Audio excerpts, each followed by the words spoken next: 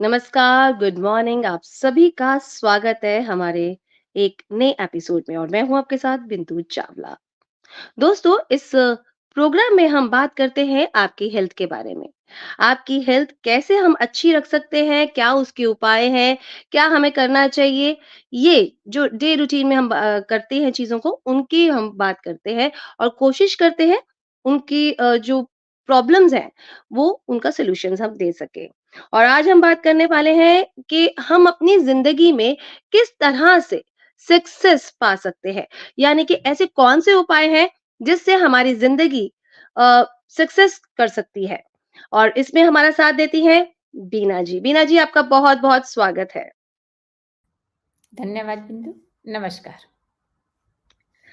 जो दोस्त नए जुड़े हैं उन्हें हम बता दें कि बीना जी ओजस नाम के स्टार्टअप की ओनर है और ओजस आपकी हेल्थ के बारे में काम करता है और बीना जी खुद एक एक्सपीरियंस प्राणिक हीलर हैं और वो कोशिश करती है कि आपकी हेल्थ, आपकी फिजिकल हेल्थ हो, चाहे मेंटली हेल्थ हो, चाहे वो किसी भी तरह की कोई प्रॉब्लम हो आपकी ज़िंदगी में, उनको सॉल्व कर सकें। बीना जी, मैं आपसे रिक्वेस्ट करूँगी प्रोग्राम को शुरू करने से पहले जिस तरह से हम हमेशा प्रोग्राम की शुरुआत करते हैं, आप कीजिए। धन्यवाद। देखिए, किसी भी बात को समझने के लिए सबसे पहले हमें आवश्यकता होती है अपनी बुद्धि की। तो बुद्धि को पाने के लिए गायत्री मंत्र बहुत बड़ा हमारा कहते हैं हथियार है, मंत्र है। तो हम अपने प्रोग्राम की शुरुआत गायत्री मंत्र से करते हैं। परम पिता परमेश्वर, परम पूज्य गुरुदेव व वंदनीय माता जी के सूक्ष्म संरक्षण को महसूस करते हुए एक साथ एक स्वर में गायत्री मंत्र। ॐ भूर्भुवः स्वः तत्सवितुर्वरेण्यं भर्गो देवस्य धीमहि धियो यो नः प्रचोदयात्।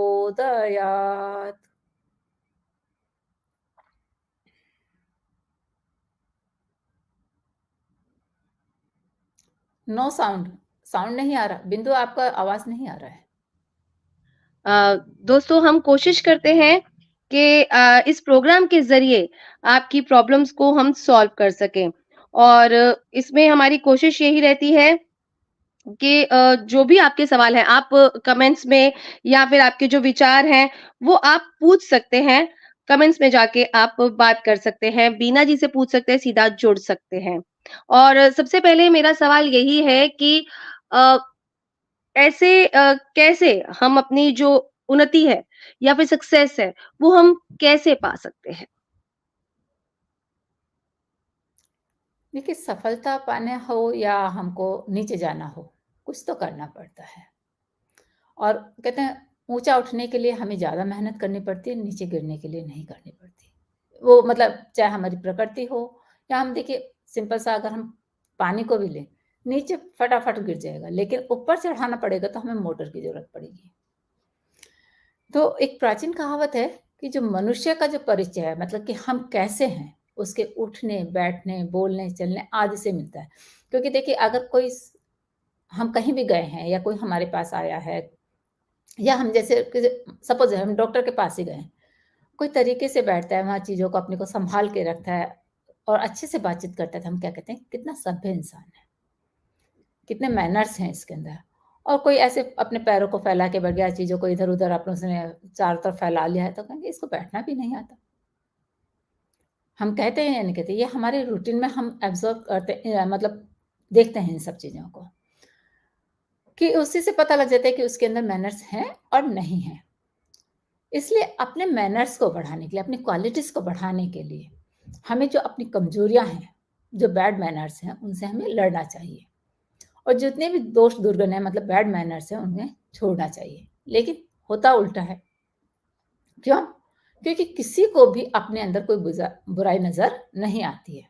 कहावत है कि अपनी अक्ल और अपने शकल या अपनी संपत्ति, जो मतलब चतुर अपने आप को बनते हैं, वो चतुर को अपनी चोगनी और मूर्ख को अपनी सोगनी दिखाई देती है। जो मतलब इंटेलिजेंस पर्सन होगा, उसको तो कहेगा कि चलो मेरे अंदर है, वो मानेगा। लेकिन मूर्ख जो व्यक्ति होगा वो तो 100 गुना ज़्यादा मानेगा कि मेरे अंदर ही सारी अक्ल है, मेरे अंदर ही सारी धन संपदा सब कुछ मेरे अंदर ही है। क्योंकि हर मनुष्य क्या सोचता है कि जितने भी दोष दुर्गुण हैं, कमजोरियाँ हैं, वो दूसरों के अंदर हैं, उन्हीं को सुधारना चाहिए। मैं तो बिल्कुल अच्छा हूँ, मेरे अंदर सारे मैनर्स हैं, तो मुझे सुधरने की ज़रूरत ही नहीं है। जब वो ऐसा सोच लेगा कि मुझे ज़रूरत है ही नहीं सुधरने की, तब क्या होगा कि वो अपनी आत्मा की उन्नति को रोक लेता है। इसलिए सही तो ये होगा कि जो हम जैसा व्यवहार दूसरे से चाहते हैं, वैसा व्यवहार हम खुद करें। तो क्या होगा हमको अपने अंदर ऑटोमैटिक हमारी जो सुधार है वो होने लगेगा। क्योंकि वैसे तो हमें अपनी कमियाँ नज़र नहीं आएँगी, लेकिन अगर मान लो हम चाहते हैं कि कोई आराम से बोले, तो हम ये कोशिश करें कि हम भी शांत स्वभाव से बोलें। तो देखिए हमारे अंदर अगर क्रोध होगा तो वो अपने आप खत्म हो जाएगा। क्योंकि हर कोई व्यक्ति क्या हुआ है अपने लिए अच्छा चाहता है। तो ये जितने भी बैड मैनर्स है, दोष दुर्गुण हैं, ये क्या होता है उसकी उन्नति में बाधक बनते हैं। जैसे अगर किसी को दुर्व्यसन किए मतलब कि कोई व्यसन लग गया है जैसे तम्बाकू, बीड़ी, सिगरेट, ड्रिंक्स किसी का भी हो गया है या किसी को उनकी तो बहुत दूर की बात है, किसी को टीवी ज़्यादा देखना है, नेट पर ही सफरिंग ज़्यादा करनी है। तो क्या लेकिन हम अपने बच्चों को क्या कहते हैं, नेट पर ज़्यादा सफरिंग नहीं करना है, मोबाइल ज़्यादा हाथ में नहीं लेना है। तो अगर हम चाहते हैं कि बच्चे ना लें, तो हम अब छोड़ दें, तो क्या होगा हमारे वो दोष तो अपने आप ही खत्म हो गया। तो जो ये सब चीज़ें लत जिसको कहते हैं, वो शारीरिक और मानसिक दोनों के ये हमारे एक तरह से शत्रु हैं। अब जैसे अहंकार और लोभ को ही ले लीजिए। अहंकार जो व्यक्ति होता है, वो क्या होता है, लोभी बन जाता है और वो सबके ऊपर अपना अधिकार समझता है कि नहीं मतलब सब कुछ मेरे अंदर ही होना चाहिए, सब मेरे हिसाब से चलना चाहिए, ऐसे नहीं हो सकता ना।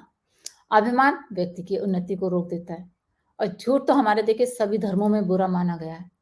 इसलिए जितनी भी हमारे जो नियंत्रण में नहीं है, वो जितनी भी महत्वाकांक्षाएँ हैं, स्वार्थपरता है, ईर्ष्या, कामुकता या आत्मग्लानि, कुछ भी कह लीजिए, क्रोध है ना?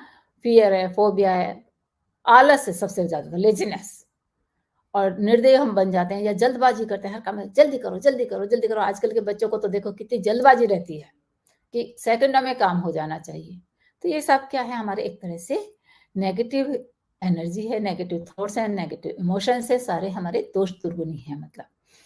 कि जो व्यक्ति के विकास में बाधक भी बनेंगे और उतावली के लिए तो हमारे यहाँ वैसे भी कहा गया है, उतावला सो बावला, कि उसके अंदर अक्ल तो बिल्कुल बचेगी ही नहीं। तो ये सारे जो अगर उन्नति करनी है तो ये जितने भी दोष हैं, जितने भी दुर्गुण हैं मतलब बैड मैनर्स हैं, उन सबको हमें छोड़ना पड़ेगा। जी, वो तो कहा भी गया है कि आपको छोड़ोगे तभी आप कुछ पाओगे। मगर अभी हमने जैसे प्रोग्राम की शुरुआत में मैंने बोला कि आज हमारा जो प्रोग्राम है, वो ये है कि हम अपनी ज़िंदगी में सफलता कैसे पा सकते हैं? क्या है इसके उपाय? तो मैं यही जानना चाहूँगी कि क्या ऐसे उपाय हम कर सकते हैं कि अपनी ज़िंदगी में हम सक्सेस करते जाएँ? देखिए, सबसे पहले तो अब ये समझ लीजिए जैसे कि अभी मैंने बताया कि बिना मेहनत के कुछ नहीं मिलता है। चाहे वो सफलता हो, धन हो, यश हो, कुछ भी हो, आपको सफल होना है या धन पाना है, यश पाना है, जो भी कुछ करना है, कहते हैं ना पद हो, कुर्सी हो, कुछ भी पाना है तो आपको मेहनत तो करनी ही पड़ेगी। अभी देखिए हमारे नरेंद्र मोदी जी क्या 11 दिन की तपस्या कर रहे हैं, श्री राम मंदिर के लिए। तो ऐसा नहीं है कि वो वैसे ही मतलब फेमस हो रहे हैं, करते हैं कुछ, तभी वो फेमस हो रहे हैं। तो मतलब कहने का अर्थ यही है कि कुछ आपको करना पड़ेगा। तो जो पंडित श्री राम शर्मा आचार्य जी ने 5 सूत्र बताए हैं, आपको सफल होने के लिए। सबसे पहले क्या है? परिश्रम और पुरुषार्थ, जिसका अर्थ है कि अपने शक्ति और क्षमता का सही उपयोग करना। क्योंकि देखिए परिश्रम मतलब मेहनत तो हर कोई व्यक्ति करता है, लेकिन उसका सही जगह हमें कहाँ लगाना है, इसे किसी को नहीं पता। दूसरा है हमारे अंदर अपना आत्मविश्वास होना चाहिए और बलिदान की भावना मतलब देने की भावना होनी चाहिए। हर काम में एक जिज्ञासा होनी चाहिए, लगन होनी चाहिए और देने की भावना होनी चाहिए। तीसरा गुण बताया कि अपने अंदर स्नेह मतलब किसी के लिए भी अपने अंदर कोमलता होनी चाहिए, सहानुभूति होनी चाहिए, प्यार होना चाहिए। चौथा बताया कि अपने अंदर अगर आप कोई काम करने जा रहे हैं तो आपको निश्चित रूप से बल की जरूरत पड़ेगी, तो इसलिए साहस होना चाहिए, उत्साह होना चाहिए और रेगुलरिटी होनी चाहिए। ये नहीं कि आज तो आपने जोश-जोश में 24 घंटे काम कर लिया और कल कल पता लगा कि आपने 1 घंटे भी काम नहीं करा। ऐसा नहीं होना चाहिए। आप बेशक 1 घंटा काम करें, लेकिन डेली करें और नियत समय पर ही करें। तो उससे क्या होगा कि आपका मोटिवेशन बनेगा कि आपका एक टाइम सेट हो जाएगा, आपकी जो दिमाग की घड़ी है, वो उसका अलार्म बज जाएगा, नहीं ये समय मेरे इस काम का है। तो आपका मोटिवेशन बनेगा तो आप उस काम को निश्चित रूप से कर पाएँगे। 5वां जो उन्होंने सूत्र दिया है, वो दिया है प्रसन्नता एवं मानसिक संतुलन बनाए रखें। क्योंकि अगर हमारे अंदर खुशी नहीं है, तो हम उस काम को नहीं कर पाएँगे और अगर हमारा मेंटल बैलेंस नहीं है, तब भी हम उस काम को नहीं कर पाएँगे। तो इसलिए अपने अंदर खुशी भी होनी चाहिए और मेंटल बैलेंस भी होना चाहिए। इसलिए कहते हैं कि भाग्य और कुछ नहीं है, बस बीते हुए कल का पुरुषार्थ ही आज का भाग्य। मतलब जो हमने जैसे अभी इस पल में जो हम काम कर रहे हैं, वो नेक्स्ट पल के लिए क्या हो गया, हमारा भाग्य बन गया। अभी हम इस प्रोग्राम को कर रहे हैं, इसे हम फिर से देख पाएँगे, ये हमारा भाग्य बन गया। इसलिए मनुष्य अपने भाग्य का निर्माता आप है और हर व्यक्ति अगर देखा जाए तो चलता-फिरता एक विज्ञापन है और जैसा जिसका विज्ञापन होगा वैसा ही प्रभाव पड़ेगा। क्योंकि हमने अभी जैसे बात करी थी कि उसके उठने से, बैठने से, चलने से पता लगेगा कि ये व्यक्ति कैसा है और उसी के बारे में दूसरा व्यक्ति वैसे ही विचार बनाएगा और तीसरे व्यक्ति से वो वैसा ही करेगा। तो ये विज्ञापन हुआ ना, हम एक-दूसरे को ऐड यही तो होता है कि एक-दूसरे से पता लगता चला जाता है। तो जैसे हल्दी घाटी का जब युद्ध हो रहा था तो अकबर की विजय हुई थी। लेकिन देखिए आज भी इतिहास किसको याद करता है? क्या अकबर को याद करता है? नहीं। राणा प्रताप की शौर्य गाथा को गाया जाता है। क्यों? क्योंकि उन्होंने अपने बल से सबको दिखा दिया कि मतलब बल, पुरुषार्थ, संयम क्या चीज़ है। तो आज उन्हीं की गाथा को गाया जाता है। इसलिए अपने विचार हों या कर्म, अपनी करनी हो या कथनी, सबको एक करना चाहिए कि जो आप कह रहे हैं वही करेंगे, तो आपकी क्या होगा, कहने में बल आएगा, काम को करने में बल मिलेगा। क्योंकि जैसे गया हुआ धन और स्वास्थ्य एक बार वापस आ सकता है, क्योंकि कहते हैं धन चला गया कोई बात नहीं, फिर कमा लेंगे। स्वास्थ्य चला गया कोई बात नहीं, हम फिर से अपने स्वास्थ्य के उपाय अपना लेंगे, दवा खा लेंगे। लेकिन अगर किसी व्यक्ति का चरित्र चला गया, तो वो वापस नहीं आता है क्योंकि उसके अंदर अपना आत्मबल ही नहीं बचेगा फिर उसके ऊपर उठने के लिए। तो इसलिए जैसी इच्छाएँ होंगी वैसे ही अपना चरित्र बनेगा और जैसा चरित्र बनेगा वैसे ही आपकी दुनिया बनेगी, आपका जीवन बनेगा, आपका संसार बनेगा, आपका सब कुछ बनता है उसी से। तो इसलिए चरित्र निर्माण के लिए क्या है कि जो अच्छे साहित्य होते हैं, जो कि महापुरुषों ने लिखे हैं, उनका बहुत बड़ा महत्व है क्योंकि उन्होंने कुछ किया है तभी उन्होंने इतने महान बने हैं। तो जब महान बने हैं तो निश्चित रूप से अच्छा काम किया और वही उन्होंने लिखा है तो उन्हें हमें पढ़ना चाहिए। और फिर कहते हैं कि देखो सफलता पाना तो मानव का जन्मसिद्ध अधिकार है। इसलिए उठो और आज से ही नहीं बल्कि अभी से जो भी आपकी इच्छित सफलता है उसको पाने में जुट जाओ, तो आपको निश्चित रूप से मिलेगी। बिल्कुल सही कहा आपने कि हमें अपने महापुरुषों के एक्सपीरियंसेस को पढ़ना चाहिए और उससे हमें सीखना चाहिए जिससे कि हमारी जो लाइफ है वो स्मूथ हो सके। लेकिन कई बार हमने देखा है कि हम बहुत मेहनत करते हैं या फिर हमारी जो जितना हम करते हैं उतना हमें मिलता नहीं है। तो मैं ये जानना चाहूँगी इसको हम सही तरह से किस तरह से यूज़ कर सकते हैं अपनी क्षमताओं को और अपनी मेहनत को? देखिए, सबसे पहले तो ये समझो कि जो अपना मनुष्य जीवन हमें मिला है, ये अनमोल है। क्योंकि अनमोल क्यों है? देखिए, हर प्राणी में कोई न कोई क्षमता है। लेकिन जितनी मानव के अंदर बुद्धि दी है ना ईश्वर ने, उतना और किसी जीव को नहीं दी है। जब बुद्धि दी है, तो उसके अंदर मतलब इतनी क्षमताएँ दी हैं कि मतलब वो जो आज जितना विज्ञान में उन्नति कर रहा है, क्यों कर रहा है? क्योंकि उसके अंदर क्षमता है, उसके अंदर बुद्धि है। तो वो एक तरह से अद्भुत है और आश्चर्यजनक है। तभी तो इतनी आज विज्ञान देखिए एक से एक नई टेक्नोलॉज़ी आती चली जा रही है। इसलिए जो जीवन जीने को का जो सही तरीका है, वो एक तरह से जीवन जीने की कला है। और इस जीवन जीने की कला को हम एक तरह से ये कह सकते हैं कि जीवन साधना है। क्योंकि कोई भी व्यक्ति देखिए कोई गायक है, मतलब उसको बड़ा मंच कब मिलता है? वो उसके लिए कितनी साधना करता है, कितनी प्रैक्टिस करता है। एक नृत्य कलाकार होता है, कितनी प्रैक्टिस करता है, बचपन से ही वो प्रैक्टिस करता है। तो हमें भी अगर अपने जीवन को मतलब महान पुरुष की तरह से हमको चमकना है, तो क्या होगा आज से उसकी साधना करनी पड़ेगी मतलब उस तरीके से हमें सोचना पड़ेगा और काम करना पड़ेगा। उससे क्या होता है कि व्यक्ति सुंदर बनता है, मतलब उसका व्यक्तित्व है जो सुंदर बनता है, उसके अंदर समर्थ मतलब क्षमताएं बढ़ती हैं और एक तरह से वो महामानव के देवदूत बन जाता है। लेकिन जीवन लक्ष्य की जो मंजिलों को पाने के लिए, उसके लिए क्या है कि हर मंजिल को पाने के लिए कोई ना कोई मतलब तरीका अपनाते हैं ना, सीढ़ियाँ चढ़ते हैं। तो उसके लिए सेवा की सबसे बड़ी सीढ़ियाँ हैं कि जितनी ज़्यादा हम सेवा करते हैं, उतनी ज़्यादा हमारे अंदर प्यूरिफ़िकेशन होता है सेवा से। हमारा अहम गलता है। तो फिर विपत्तियाँ तो आती हैं, जाती हैं, परेशानियाँ तो आती-जाती रहती हैं, लेकिन वो जीवन में परिवर्तन भी लेकर आती हैं। वेशभूषा का हमारे जीवन में बहुत महत्व है। वस्त्र सादे हों, स्वच्छ हों और शालीन हों। क्योंकि देखिए, हम वेशभूषा से समझते हैं कि कोई व्यक्ति कितना शालीन होगा, कोई पढ़ा-लिखा है या गँवार होगा। इस तरह से हम एक अंदाज़ा लगाते हैं। तो भारतीय संस्कृति में क्या है कि श्वेत और पीत मतलब जिसे कहते हैं ना, थोड़ा हल्का ऑरेंज कलर का और या सफ़ेद कलर का वस्त्र, वो हमारे स्वास्थ्य को बढ़ाता है, इसलिए हमारे वो कलर को ज़्यादा महत्व दिया गया था। लेकिन अगर आपको मतलब अपने जीवन में क्या करना चाहिए कि अपने सच्चे मित्र बनाने चाहिए और खुद भी किसी का मित्र बनो तो सच्चे रूप में बनो। जैसे जब क्या होता, ये स्वामी राम तीर्थ जी अमेरिका की यात्रा कर रहे थे, तो उनके पास बस जो उन्होंने वस्त्र पहने हुए थे वही था और धन तो कुछ था नहीं। तो उन्हें एक सज्जन मिले, उन्होंने कहा कि आपके पास ना तो धन है, ना कोई रहने का ठिकाना है, तो आप यहाँ कैसे सर्वाइव करेंगे? कैसे आप यहाँ रहेंगे? तब देखिए स्वामी राम तीर्थ जी ने कितना अच्छा जवाब दिया कि मेरे पास यहाँ एक मित्र है। उस व्यक्ति को बड़ा आश्चर्य हुआ कि अमेरिका में और इनका कोई मित्र हो सकता है। उन्होंने पूछा कौन है? तो स्वामी राम तीर्थ ने कहा कि वो आप हैं। लेकिन उनके कहने में इतनी सच्चाई थी कि सचमुच में वो व्यक्ति उनका मित्र बन गया। तो इसलिए परिवार हो या समाज, सेवा और सहयोग की भावना हर जगह हमें रखनी चाहिए।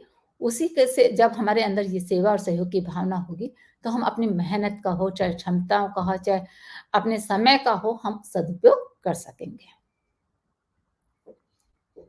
तो दोस्तों आपको ये पता चल गया कि किस तरह से आपको उपाय करने हैं या फिर ऐसे कौन से छोटे-छोटे पॉइंट्स हैं ज़िंदगी के जिससे कि आप सफल हो सकते हैं। फिर भी अगर आपका कोई सवाल है तो आप बीना जी से सीधा जुड़ सकते हैं और अगर कोई और भी अगर आपका कोई सवाल है और हमारे प्रीवियस वीडियोज़ भी देख सकते हैं आप यूट्यूब पे जाके। बीना जी अभी अभी हमने बात की स्पिरिचुअल हेल्थ के बारे में। अब मैं जानना चाहूँगी कि आज हमारी फिज़िकल हेल्थ के लिए कौन-सा आप उपाय बता रही हैं? देखिए, आजकल सब लोगों को पतली कमर का बड़ा चस्का लगा है कि कमर पतली होनी चाहिए। तो जी। आज पतली कमर कैसे बनाएँ? उसके लिए हम बात करेंगे। क्योंकि देखिए, योग है जो एक जीवन जीने की कला है और योग जब बच्चा हो, बड़ा हो, बूढ़ा हो, कोई भी हो, सबके लिए बहुत आवश्यक है और इसे हमें अपने दैनिक जीवन में मतलब रोज़मर्रा में इसे करना चाहिए। क्योंकि इससे क्या होता है कि हमारी जो शारीरिक है, मानसिक है, भावनात्मक है या आध्यात्मिक उन्नति है, हमारी वो सभी को संतुलित करता है, बैलेंस करता है और उन्हें बढ़ाता है। तो पतली कमर को पाने के लिए हमें क्या करना है? देखिए, लोग बाग घंटों जिम में जाकर अपना पसीना बहाते हैं। किसके लिए? कि हमारी कमर पतली हो जाए। लेकिन क्या होता है, जो गलत खान-पान की आदत है, उससे क्या होता है पेट पर, कमर पर या शरीर पर चर्बी बढ़ने लगती है। जो जब पेट और कमर के आस-पास चर्बी बढ़ती है, तो उससे क्या होता है, हर कोई अपने लुक को ना खुद को भी फ़ील होता है कि हमारा लुक अच्छा नहीं लग रहा है। दूसरे को भी लगता है कि इसका लुक अच्छा नहीं लग रहा है। तो और लेकिन लुक के साथ-साथ क्या है, वो हमारे शरीर की जो स्वास्थ्य है, उसकी में भी मतलब गड़बड़ कर देता है, बहुत सारी परेशानियाँ आ जाती हैं। तो इसके लिए हमें सबसे अच्छा, मैं आपको 2 ही आसनों के नाम बता रही हूँ, ज़्यादा आप मेहनत नहीं करनी है। उन्हीं 2 को अगर हम रेगुलर करेंगे, तो कमर पतली निश्चित रूप से होगी। नौकासन और भुजंगासन। नौकासन से क्या होता है कि हमारे शरीर में, पूरे शरीर में खून का प्रवाह बढ़ता है। इससे जो पेट की चर्बी है, वो जलने में मदद मिलती है। और जो भुजंगासन है, उसके अभ्यास से क्या होता है, हमारी जो पीठ और पेट का जो फैट है वो कम होता है और इससे भी हमारे खून का संचार बढ़ता है। तो आप इन 2 आसनों को करें। अधिक जानकारी के लिए आप हमारे यूट्यूब चैनल पर ओजस और रोज़ फेसबुक यूट्यूब चैनल पर पर जा भी देख सकते हैं। सकते हैं। बिल्कुल।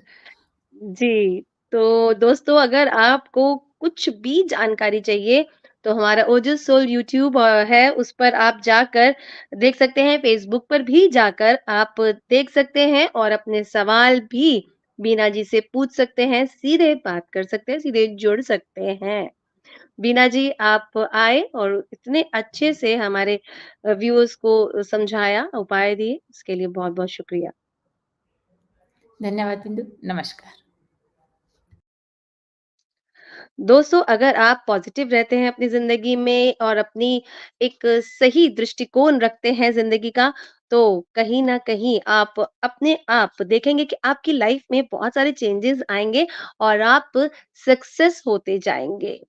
अगर आप बीना जी से सीधा जुड़ना चाहते हैं तो नीचे फ़ोन नंबर दिया जा रहा है, मोबाइल नंबर दिया जा रहा है और ईमेल आईडी दिया जा रहा है, आप उस पर जाकर बात कर सकते हैं। बीना जी से बात कर सकते हैं, अपनी प्रॉब्लम्स के सॉल्यूशंस ले सकते हैं। अगले हफ्ते फिर मुलाकात होगी, तब तक के लिए हमें दीजिए इजाज़त। Bye bye and take care.